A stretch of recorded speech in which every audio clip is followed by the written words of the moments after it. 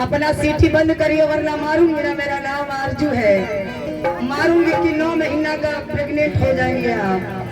सीटी बंद करिए। ये बताइए कि किसको अपने उठवा की लाली बना रही है?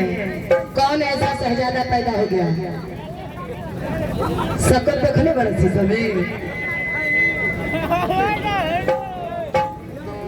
की पानी जाली बेस्ट का हमारा हवा के राजा जी। पानी जाली बेस्ट का हमारा हवा के राजा जी।